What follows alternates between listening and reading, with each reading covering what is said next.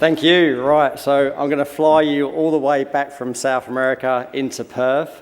I'm going to drive you up to the Murchison Goldfields, and that's where we got our first project. A few disclaimers. As you can see, the graph there, we delivered some news just a couple of days ago.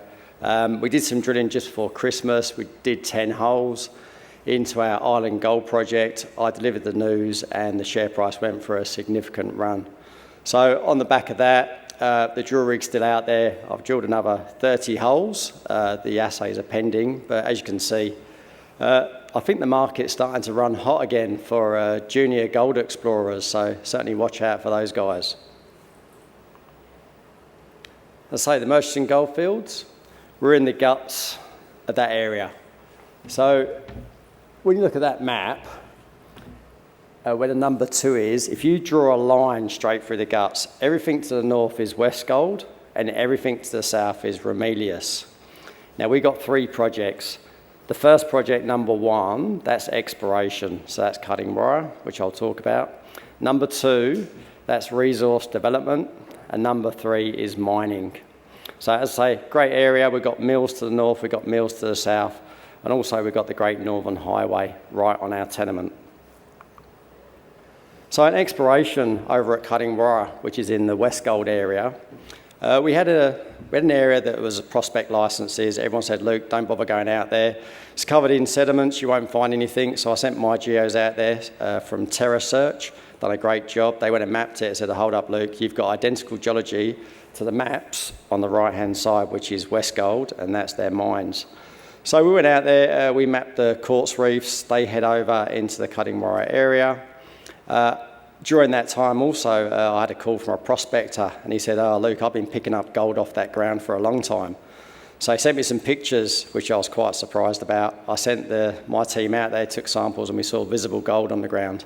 But as I say, that's exploration, that's Cutting Wire, and that's our first pillar.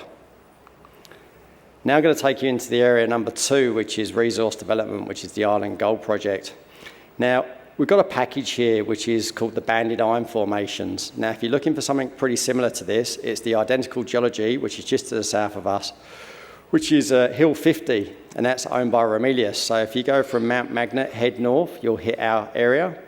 There's been historical workings there.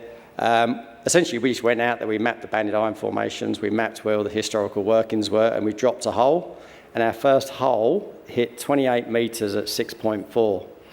And then we carried on drilling, and we got 27 metres. We turned the rigs around, we scissored the hole, and then we got 15 metres. And that was on the first hole.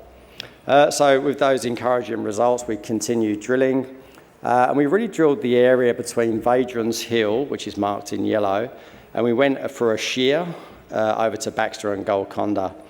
And that's where the rig's been. So we've got another 30 holes coming, and obviously assays pending. So this is what it looks like on Google Earth. All these names are the historical workings. This was just old prospectors banging away with their hammer and chisels, going down to 5 metres and picking up high-grade gold. So they were mining ounce dirt. We're coming in with new techniques. Essentially, you've got banded iron formations that are running north-south, and then you have shears that cross-cut the bands. Where you get like a shear, it's like a fracture in a bone. You take I guess you take an X-ray and you see where the fracture is. Where that fracture is, where we're finding gold. So we've had significant results, and the drill rig's out there right now. And the area is 5 kilometres long and 1 kilometre wide. So it's a nice little package with the Great Northern Highway right on our doorstep. So we said look for similarities. If you look at that central picture, that's called the break of day. So if you overlay that picture to the picture on the right, we have identical structural and geology. So with that, we turned the rigs around and we started to hit these reefs, but not only one reef, we hit multiple reefs as we've drilled these additional 30 metres, obviously assays pending. And this is one of the other areas, so this is over to the western side, Baxter Golconda. So these reefs continue to depth, and it's open as well. But this is just one of them. If you can imagine, if you drilled a little bit deeper, you potentially hit another one of these reefs, and these things start stacking up. And that's where you get significant ounces in these types of deposits. I also recently employed a guy called Gary Harvey. He's done an amazing job. And he worked on a mine called Bounty. And he goes, this is very similar to Bounty. I've got a resource geo working on this as well. And she said this is very similar to Fosterville, where you start to get the saddle reefs. So there's some synergies there between what you see at Break a Day and these deposits. Here's the old time workings. So they were chasing the ounce dirt. They were chasing the guts of these reefs. These only go down 10 metres, but we sampled these areas and they've come back with significant grade. So not only are we seeing it surface, you see these very shallow workings, and now we drilled it to depth, only down to 100 metres, and it's still going. This is the northern area. So this is the third pillar, which we're going into mine development. So this is the New Orient gold mine. As you can see there, once again, we're up at 6 grams a tonne over 24 metres. It's within the banded iron formations. It's dipping reefs.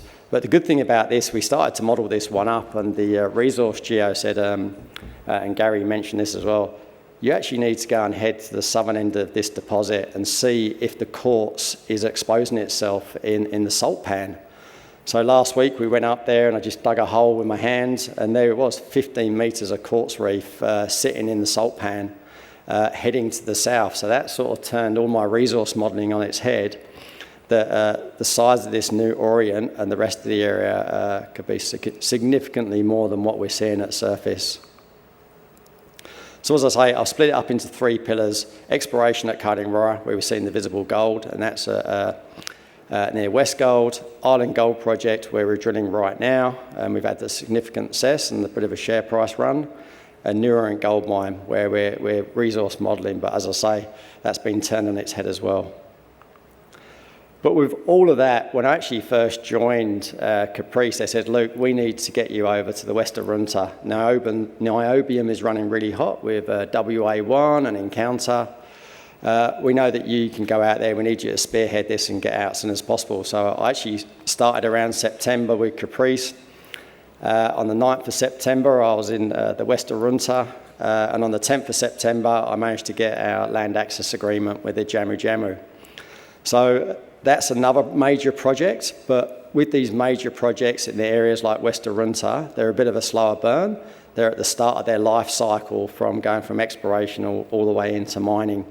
But as you can see, just to the north of us, that's Encounter and WA1. Obviously, WA1 and both of those companies went for a massive run. We've got the central portion of the whole West Arunta, and then to the south of us is Tali, Rincon. And what we're saying is there's 3 thrusts. The northern thrust is WA1, the central thrust is Caprice, and the southern thrust is Tali. So when we get into that exploration area, that's what we'll be targeting. But as I say, gold's pretty hot at the moment. We're running with the Murchison, but this one's in our back pocket. And that's just what we'll do. So it's a very standard process. You go out, you do your geophysics, ground gravity, ground truth, and then you get drilling. But as I say, that's in the back pocket for now, and we're running hard with the Murchison. All right, thank you very much. It's been a great run out there in the Murchison. There's much more to come. We've got the assay results coming out very soon. We've got the drill rigs heading back out there in 3 weeks' time, and obviously all the resource work we're doing and cutting wire. So thanks a lot.